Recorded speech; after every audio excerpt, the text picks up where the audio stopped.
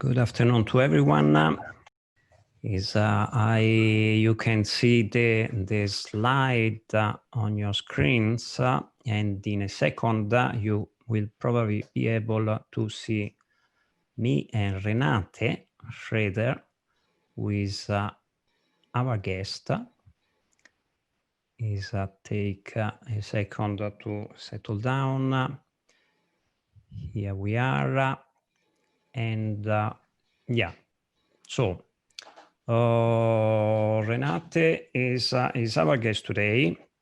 Welcome to everyone. You know that a bit some of you are participants that have been here also for other sessions, so you know a bit how this work. Today we have quite a few people, not only on Zoom, but also on Facebook, I see, and on other social as well. So it's a pleasure to see that you are interested in listening to what Renate is going to tell us. Hello, Renate. Hi, Paolo. Hi, everybody. I'm very happy to be here. And we were. I am improving. You know, evidently this is not my profession to be a presenter. Somehow, I'm getting better. You know that there are people that have made quite a good political career, starting with being a TV presenter. I could become the president of the United States. Okay, no one has laughed about my joke, so we carry on.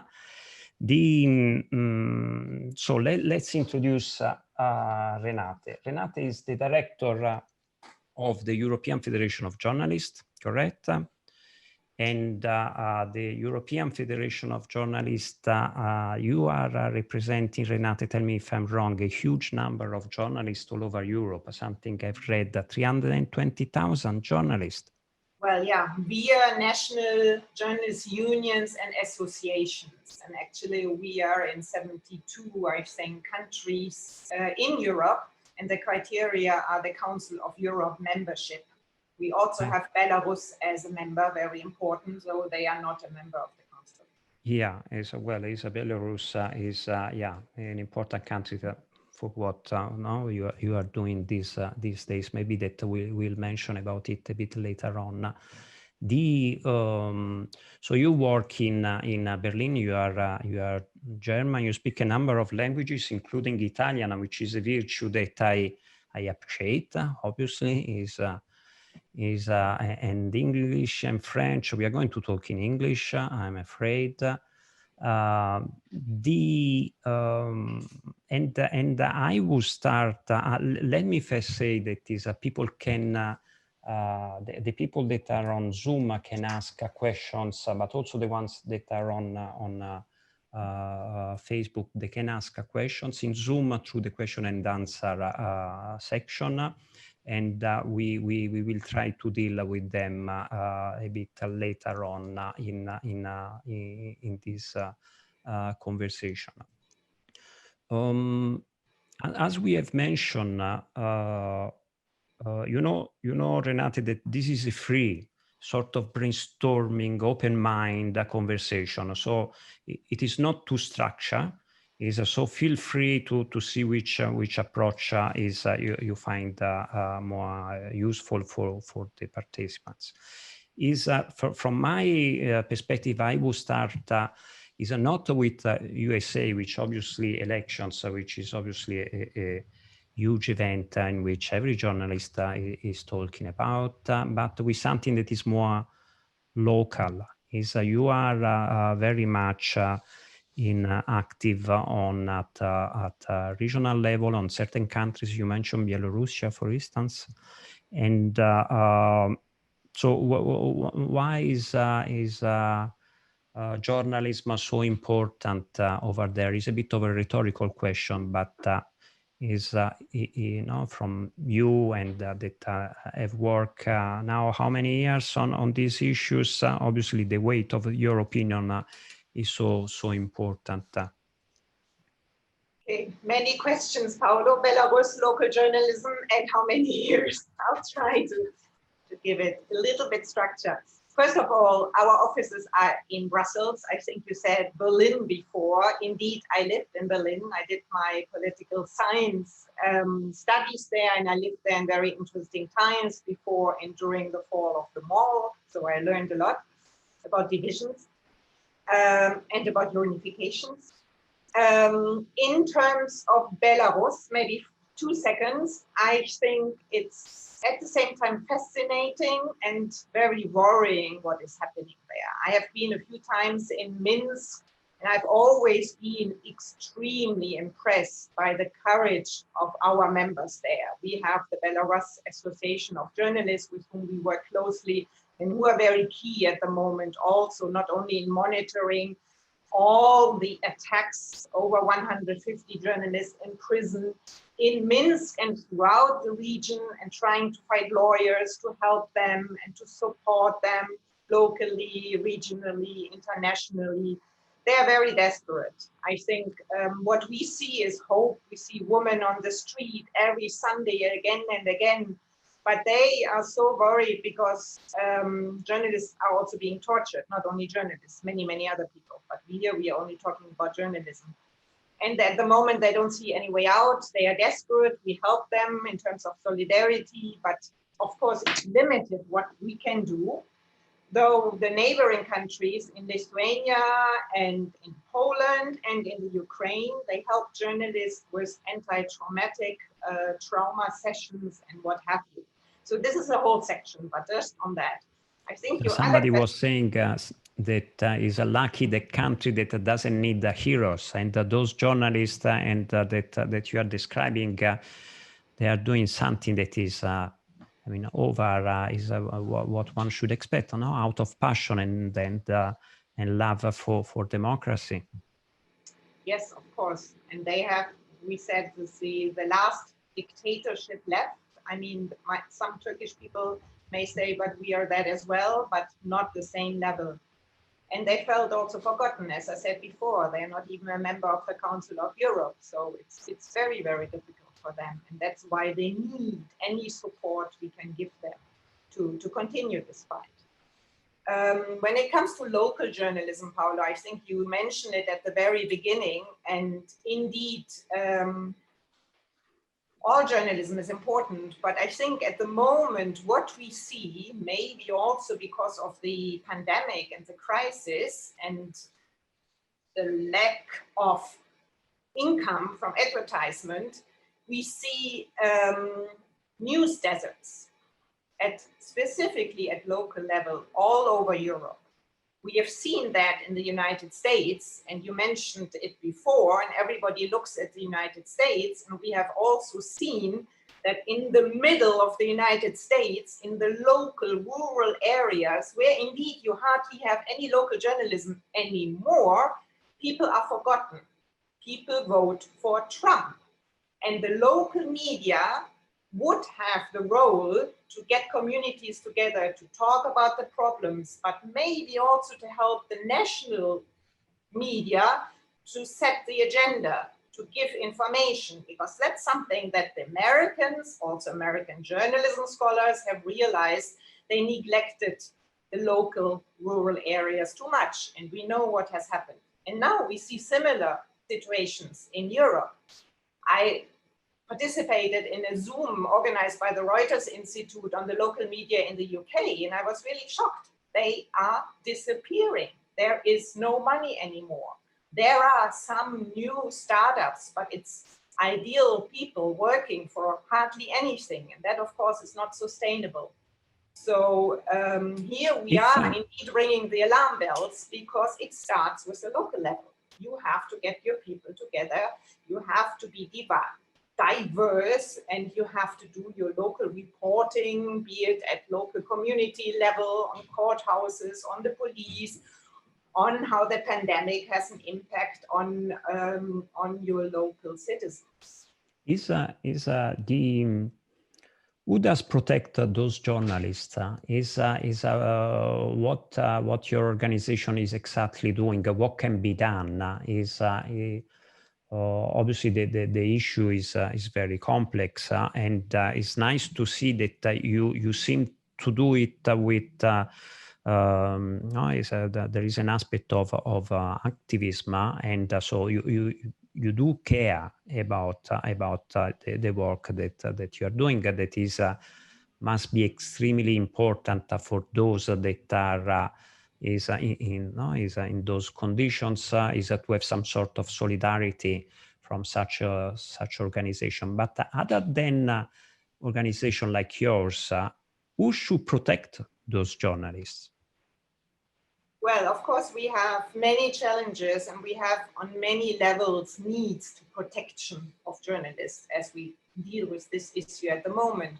Journalists have to be protected economically, of course. If they don't get a salary, they cannot do a living, and they cannot continue their journalism. And at the moment, we have a brain drain, journalism leaving journalism, going to marketing and communication because there is money. So we need new ways of funding.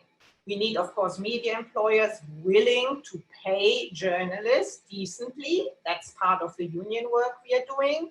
But we also need new ways of public-private funding, innovative funding, helping on new online digital startups to find new ways of doing journalism. And I guess I'll talk later about that. When it comes to protection, we also need not to protect, but to help journalists not stand alone against the increasing attacks against journalists, be it from politicians. You know, we have an increase in Europe, mostly of right-wing politicians who are using a new language against journalists that is unprecedented. We didn't have that before. But we also, and I think our colleagues from Germany and France and Great Britain and other countries can confirm that, we have more and more different groups attacking journalists during demonstrations. For example, this weekend we had a so-called Querdenker, so thinking against the stream demonstration, mostly filled with anti-corona measures, anti-lockdown measures, people demonstrating in Eastern Germany, in Leipzig, and without masks, without anything, because they think this corona is just made up by somebody. And they also attack journalists, because for them, journalists are part of the elite. They are too close to virologists and the politicians. And unfortunately, we felt that the police did not do enough to protect journalists, or sometimes even they also attack journalists. So here we have a double problem. We wrote in Germany. In Germany. This is the largest incident in Germany, but in the UK, we had the same last week as well. So here, together with our members, we try to get to the politicians and tell them, hey, you have to protect journalists, not for the journalists, but for the people's right to know. People need to know about what's happening during these demonstrations. And for that, call me conservative, we need journalists. And so the police also should know that it's important to give journalists the right to report these demonstrations. We do go a bit towards the role of journalism for a society that the importance of democracy and information. It goes without saying, and the fact that indeed it is something that we have seen for a few years, that they use. There are some politicians that are very media literate, in the sense that they know how to use the media and news in their own interest. You were mentioning about Trump, but we have other examples in back to Italy and Berlusconi is many years ago, in fact. And many have written in media studies about the link between media and power. Is the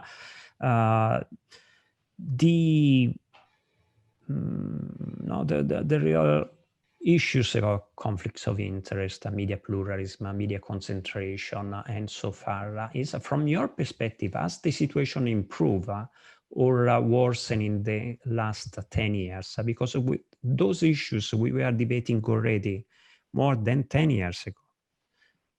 Well, I can say, as you said at the beginning, I've been now at the first international and now European Federation of Journalists for over 25 years. And at least in Europe, I'm afraid to say it has not improved. It has worsened very much. I think about 15 years ago or even more, I was participant at a mission when it came to the issue, as you mentioned, of conflict of interest of Berlusconi. That at the time had been a big concern also of the European Parliament. But this hasn't been dealt with rightly, also by the European institutions. Then we had the problem of Hungary. This hadn't been dealt with rightly, not least because the EPP, the conservative group within the European Parliament, to which Orban's party belongs, didn't dare to do anything against it. And then we suddenly had Poland, and people started getting concerned because also Poland is a right-wing party, so it was easier for politicians to be against it. But by then it became more and more complicated. And now we have many more countries. Slovenia is the latest example where the president doesn't stop attacking journalists, public service media. Just a few days ago, he called journalists a disgrace for the nation. So this is where we are. We don't have to go to Poland, Hungary, Turkey, Belarus. We have problems in every single country. Most of them are still doing fine, but is a bit worrying if because somebody was writing that the next is Trump. Say we use Trump as an example of somebody that has made is a conquer power through the use of media as well as other skills that he must have had, still has. I would say against the interest of the people. Let's put it a bit in a banal way. But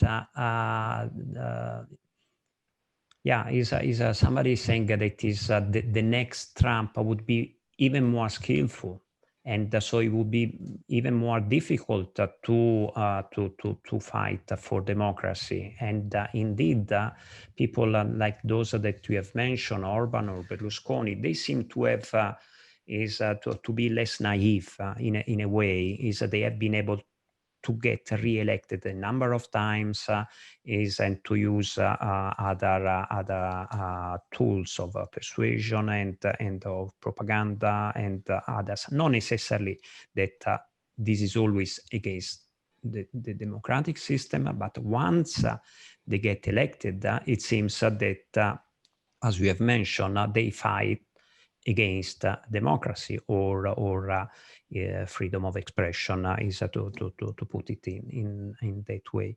So is from where we were, where we are, is the scenario is if it's going to worsen, and if you mention, sorry, I'm a bit long, but I am interested in what you mentioned about the European Parliament here.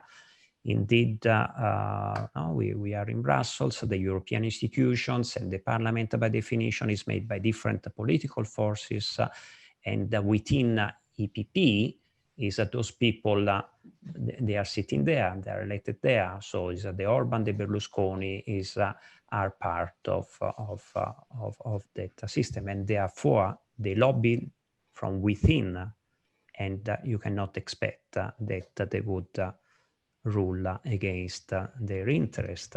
Is a bit depressing picture. Yes, of course. But and here comes the but, I do feel this, I can still call it new European Commission, new European Parliament has done a shift. I mean, the parliament traditionally has always been for media pluralism, has been a supporter for us, I have to say, even though I mentioned before the problem of Hungary and so on. What we have seen lately is much more support for our cause, because I feel specifically also from the EPP, I have to say that the latest report on media freedom has been by a Polish Christian Democrat, and it's been completely in our favor. She took almost everything from what we asked for. And I think it shows that at least the major conservative parties see this shift. They are afraid of attacks against democracy, of the right-wing propaganda that's intruding all our discourse these days. They are, of course, also afraid of the changing media ecosystem. Of course, of the social media, of the platforms, of the increase in disinformation, something Trump used to say fake news was actually his own propaganda against journalists. But what we call disinformation or misinformation is indeed a real threat on the truth, on independence, on, in the end, the European integration process. And I think people woke up to that. I talked about the European Parliament, but also within the European Commission, actually, we have had the European Commission as a real supporter. The von der Leyen presidency, specifically the Commissioner Jourova, who is responsible for so-called transparency and values, including media freedom, she does not only talk, we really feel there is substance and there is a vested interest from somebody who has lived, she's from the Czech Republic. She has lived through communism. She knows what it means when the media is in the hand of a few. And I think she realizes something has to be done and we need help. I mean, on many levels. I think that if Europe doesn't do, who else would do it? And I think, as well as you, I have felt that this shift and the fact that the Commission, indeed the Eurova, but also others are in fact embracing this fight. They have realized, okay, democracy is at stake here. So we really need to do something, and some of the we will maybe mention a bit later about this information. But now I will be curious to have your opinion. You mentioned about this balance in between media freedom and freedom of expression is everybody can say is what they want, and on the other hand is there is this right, even a universal right that is within the same article of media freedom that say people have the right to receive information. So is and again for the American election, it was really welcome to see that some broadcasters, they have interrupted the broadcasting of the press conference of Trump when he was clearly saying lying or inciting to violence, or Twitter that has is a ban or label as untrue some of the things that the president was doing. So in that respect, democracy still works. But where is this balance? Because is there not a right in this world in which we are overwhelmed by information that is so difficult for people to understand what is information, what is disinformation, what is true, what is false? Is the role, obviously, the role of journalists is key, but is, it cannot be just the responsibility of journalists and people. Where is this balance? Freedom of speech, great, obviously, is one of the pillars of democracy. But on the other hand, also our right to receive information, to shape our opinion about how the world is going. Yeah, it is very complicated indeed, because we have different gatekeepers now. Before we had regulation on the media, on the broadcasting, and self-regulation in the press. It didn't always work that well, but it was sort of clear-cut. Now, specifically with the internet platforms being the new gatekeepers, we have a new scenario. And I think it's very, first of all, important to say what we have been saying. We do not want the internet companies to be the content moderators. We do not want them to be deciding what content goes on the net and what does not. Even though personally I was very happy when Twitter decided, well, actually not to get rid of the tweet of Trump, it's important, but to add something that either this may lead to glorification of violence, what they once wrote, or this may lead to misleading information when it came to the voting.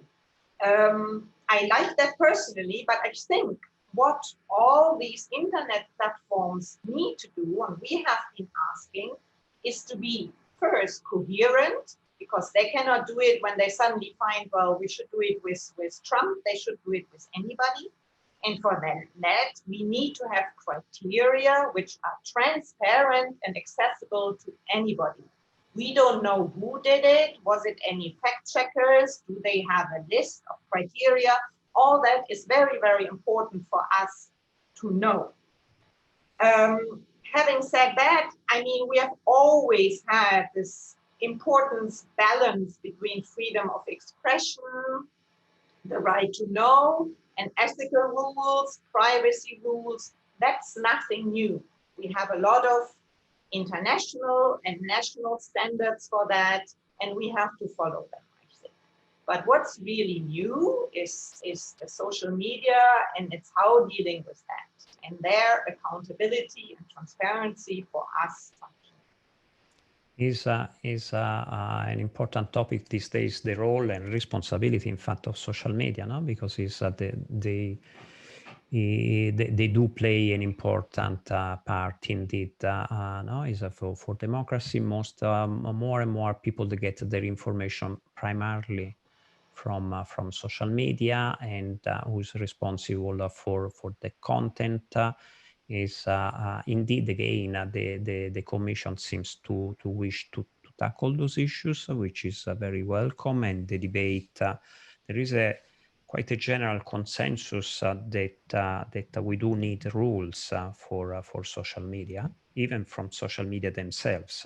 They're saying, yeah, we do want, we will welcome rules. When it comes to accountability and transparency, obviously, there are different opinions, but like every piece of legislation is through debate you eventually get to the best possible piece of legislation. Is one of the tactics indeed is to prolong the moment of analysis and the rules don't apply, because we have to make everybody agree on that. And this is something that we have seen in the past, some sort of paralysis from analysis. You mentioned about it is very key is the fact that we have to deal in an environment that is increasingly commercial. This social media role for profit companies, obviously their main objective is to make money. And public service media is they have diminished their role somehow, and for certain reason, or they have a bit prostitute to the system. I noticed, for instance, that even TV news is becoming more and more an entertainment kind of content. The BBC was saying still is probably is that their mission is to inform, to educate, and to entertain. Somebody was also saying to empower, but it seems more and more is panin and circenses, no? Is a bread and circus. Is from one side you give something to eat to the people so that they don't start a revolution, and on the other you distract them so that they consume their time differently. How do you see this again, this balance, public and private? Is the role of public media to empower the citizen to to have quality information? Is it their main role? How can we convince private media to do the same? Well, first of all, I think it's always important that both have their role, their different roles, and it's very important for us to have them. For the EFJ, the public service media as such is a very, very important pillar of media pluralism. We also know that public service media has been more and more attacked, specifically by politicians, because sometimes they're too critical for politicians. And as they are public service media, they're more sensible to these attacks, because in some countries, the financial survival of public service media depends on politicians, which is dangerous in itself. So it's a very complicated issue. In many countries, it's a license fee that at the moment is also under attack, also by listeners. And yes, you're right.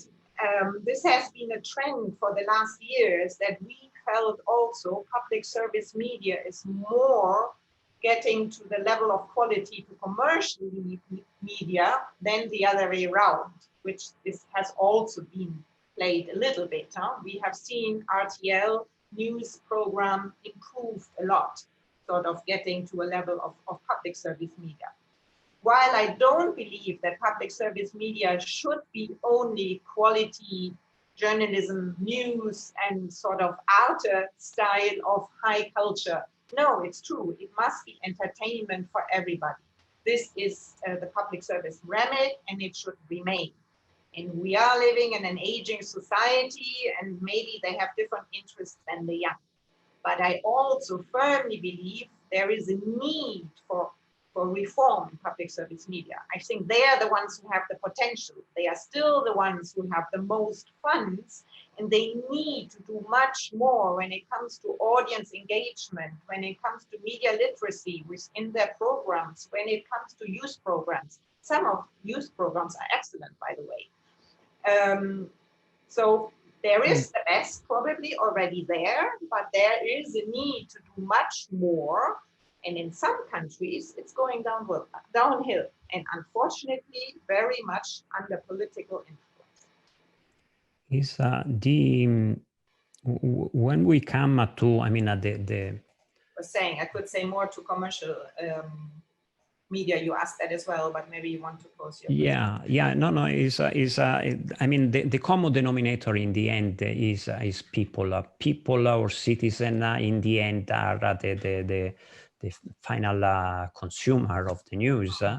Is in this case indeed the distribution of that news is through journalism. We mentioned in other case, is that it goes without saying that the people need media literacy so that they will make more sense of the information that they receive. Journalists, they also need some training so that they produce more quality journalism. But this the distribution of the news, and you mentioned about social media or private or public media, obviously plays an important role. But the people eventually are those that vote, those that consume, those that read, and in this scenario, it seems that they're a bit the target or the victim of this. This situation. What can they do? Should they protest? Should they in the conversation with that I had with Sonia the other day, she mentioned that she has this feeling, this sense that we are a bit bothering the bus driver. Is if should we let things go in this way? How can people? Because let me throw just. I know that in one. I put too many things in one issue, but let me put another one. Maybe I can just respond. You have I don't know, YouTube that have 1 million followers. Obviously, they don't follow any. They are not necessarily journalists, but they are a media themselves. They are a source of information. How should we deal with those? Sorry, I apologize because sorry. I know that. Yeah, Paolo, sorry. I think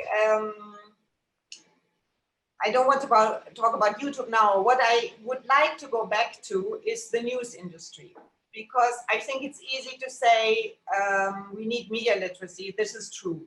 But I want to be also a little bit autocritical about the news industry as such, including the journalists, but it's not always their fault. Because the news industry, and this goes back years ago, we call it click philosophy now, I think things have gone wrong.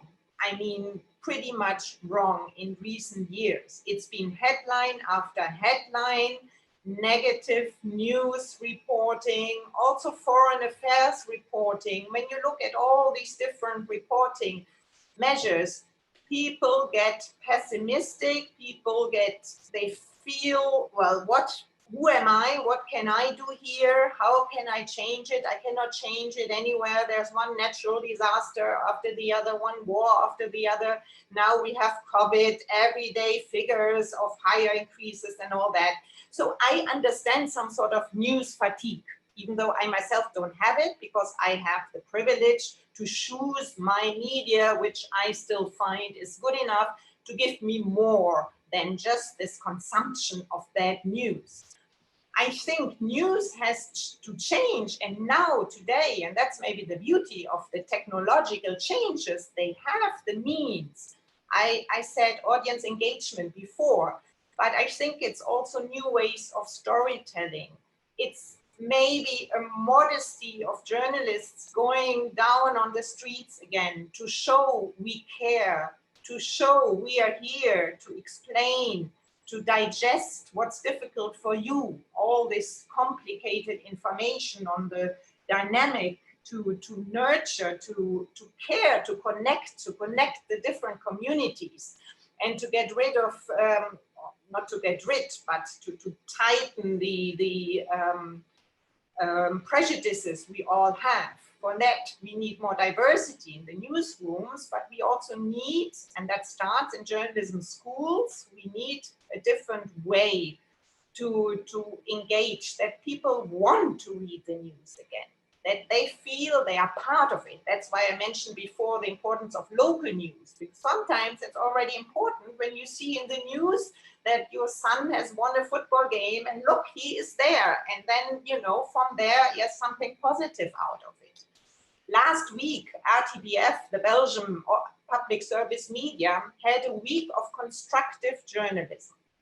And both in radio and TV, they showed some examples, little harmless things of human beings doing something good for the world in these, in these times. Little, really things that anybody could do. But I really liked it. And I think it showed that there is a possibility, not even so difficult, but with a bit of creativity, to change the news agenda to make people want to watch it again, to make people believe, yes, it makes a difference. Yes, it's much better than social media. Yes, I'm even ready to buy, to pay for it. And we are not there yet. And so on the one hand, we need media literacy, of course, because people sometimes sometimes we all get frustrated when we see now what people say about even Biden and stories. I hear it from my kids. Is it not true that Biden had a relationship with a woman? Is it not true? why is he better than Trump? And I'm like, wow, that we have here in Europe, these questions of young people who are studying. So it's pretty worrying, but I would not like to call it ignorance. I would like to call it indifference. And indifference maybe is even more dangerous than ignorance. And there we have a big role to play.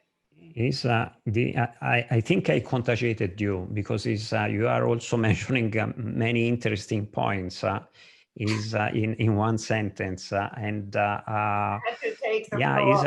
is very before we pass to the questions indeed I'm pleased to hear that there is this is a reference to this human dimension that is the words of taking care or connect is to the readers in this case. There obviously is fundamental because if there is disconnection, then everything is lost. No, we at EAVI we say we only live in relation to each other, and therefore is the role of journalism should be such. I remember one of your colleagues came once to one of our conferences. He was saying, so you should trust a journalist like you trust the taxi driver.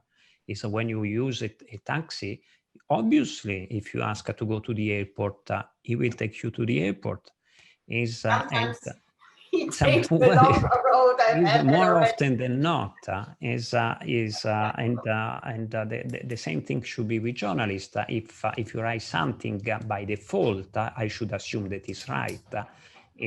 Well, with exceptions, obviously, but it's not that I have to question everything every time. And to build this trust, obviously, and authoritativeness is something that it needs to be rebuilt, for sure. I also agree on the fact that eventually people will have to pay to recognize that they cannot have everything for free immediately. But if it's a quality service, unfortunately the models, the business models nowadays, clickbait. There's no time to discuss this, but we know how it works. And the noise. There are examples of newspapers that are trying their best in exploring different ways in getting funding. That is not anymore to buy a newspaper is at the news agent just. By the way, the other day I've seen quite a romantic picture when I was walking in the park. There was somebody with a real paper on the bench. That is something that you don't see anymore, isn't it? And still I go back there reading on the paper, and this is a different kind of experience. You mentioned about print is not out. I tell you, there are even more and more print editions, often weekly, who are coming out. I'm always talking about niche situations, but it's like with the record. It was called that, and now everybody has a vinyl. I see. It's good. It's good because it's again is some analogic. Not everything should be thrown away. Is about good things should be kept. I really like also the word of indifference, and then I definitely will pass to the questions. Many intellectuals were saying a number of times that what is more dangerous is not bad people, but those that are indifferent or that they don't engage. And even if when they know what is right and what is wrong, they prefer to hide. Not everybody must be brave, but indeed, at least we should increase this awareness of the issues. This is another keyword, and is not very easy. If I may just add to that, because you used the word humane as well, this human touch. I think, for example, photojournalism at its best can really give that. It gives you something more, because it's only a picture. You remember the picture of the little Turkish guy on the sea, but sometimes it's a special picture that moves people much more than long articles. Unfortunately now, news industry doesn't invest in photojournalism anymore. They take, you know, very standard pictures, always the same, very boring. And there we will have a seminar next year on photojournalism because it's a dying species. And we think photojournalism today, also with the beauty of digital newspapers, has an amazing asset that could, if used well, be really something that people would also appreciate. Yeah, I see. Somebody is asking, what can EU do to support the free journalism in periphery of EU, like in Serbia? Can they really help the situation to improve? Well, I can only say we have, since Serbia is an applicant country, we have quite a bit of project money. One is to monitor, unfortunately, the many violations in Serbia, but we also have a project on ethical journalism, how to help journalists to be more ethical, which indeed is very, very difficult in the environment. Serbia is a very difficult country, very politicized, of course, with a president who is completely against professional journalism, and we still feel the war somewhere. But at the same time, we have incredibly engaged journalists who want to improve, who want to do their job, and it's actually always it's a pleasure to work with them. They're working under very, very difficult conditions, and the only we can offer them is a bit of training and monitoring and keep telling MEPs and others the situation is difficult and it must be a very important criteria within the accession negotiations, which I think the Commission has understood. But it's not easy. Not easy, yeah, and the number of things that you were mentioning before, obviously, they do apply. Another question is, what business model would you say is the best for news organizations? Governmental support? Well, good question. I think it's not what news business model is the best, because every country is different, and every country, every region needs different business models. In some countries, public money may be the best, but in other countries it's too dangerous because public money is state money and means complete influence. In the Nordic countries, it's more still the subscription money because normally people have more money to spend on news and they do so. In other countries, it's donations, but again, you need money to have that.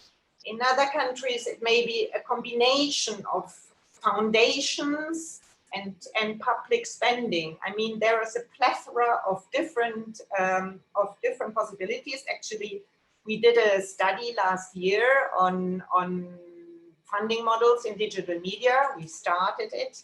We had very beautiful examples, very idealistic journalists doing them. I think more than half of those projects who had started don't exist anymore because this sustainability is indeed very difficult. And especially when you see journalists doing a digital startup, they're not business people. So it's not an easy one. But we are working on that. There's a lot of research. We are now actually doing our second edition and hoping that it will help small media companies to improve with digital startups, journalists being their own publishers, which is possible today. It wasn't possible before, that they may also have better means to combine it with some business knowledge or better teamwork. I mean, it's a whole chapter, but it's very interesting, and I think it's the future. By the way, also in my experience, no matter the subject of the project, is many EU funding projects, they have difficulties with surviving the period when the funding is finishing. So sustainability is an issue for many projects. they're asking how can public news become attractive again? Is there even a going back from people mostly using social media for information? Well, I used just the example of audience engagement. I think is important, of new ways of storytelling, of reaching out to the young people. But what I would also like to say, and you mentioned it as well, is trust. And actually during the COVID, people turned first to public service media. That has been, during this pandemic, the first source of news, which shows that most public service media are still using that when it comes to news coverage. But I think also public service media has to change. Very often it's still very conservative. They also have to become more diverse when it comes to their journalists. I think this is very, very important. And maybe like the BBC, they have been criticized for being too objective. This is another issue. It's also a question, have journalists, should they be objective? Is it possible? Can they not also be biased? Isn't bias being human? All that within this question of the search for, being accurate. These are many nuances, but the BBC itself is not has evolved as well. Is obviously before was the public service of reference when we were talking about how news should be offered. A friend of mine was remembering that is to assist to a debate on Brexit on the BBC, in which someone was saying, well, is everybody again has the freedom to say whatever? Somebody else was saying instead, well, this should be moderated by a journalist. Is in such a way that it doesn't become only propaganda. So again, there are different kind of thoughts, but again, if the frame is authoritative enough, then the final product is likely. Let me just add, I watched, as everybody or many people these last days, I watched a lot of CNN, and I think the moment when there were 4 journalists, 2 being black and 2 being white, it became interesting. And there was this famous video which also circulated, Van Den, I think, where somebody, black journalist, was talking about the importance of Black matters. He started crying. It was very moving. But I showed, wow, this shows the importance of diversity. This is real life. And it would have been completely different, only have 2 white reporters sitting there.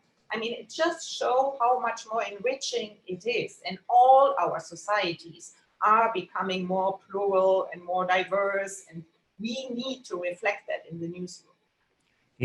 I think that is, there is a lot of scope for hope.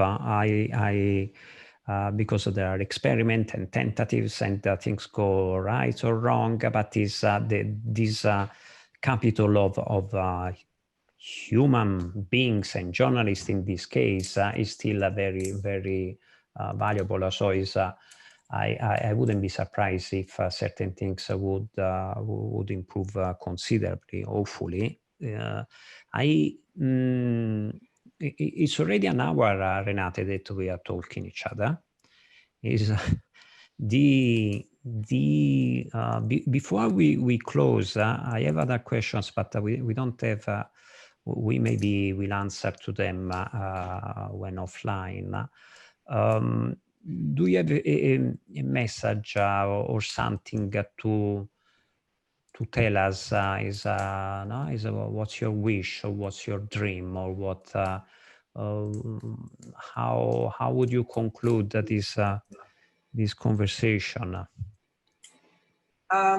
Maybe there are 3 things. One is there should be more respect to journalists, respecting their difficult work in difficult times, having problems economically, but also from political moments, being sort of in the middle of this ever more polarized world.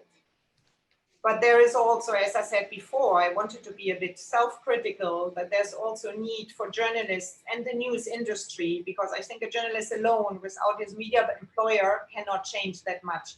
But there is a need and there is a chance to change to all what we discussed before, what we don't like, setting the headlines, and also having a more sustainable approach and maybe having a slow journalism approach. You know, take your time, do a good analysis and think what's in there for your potential reader.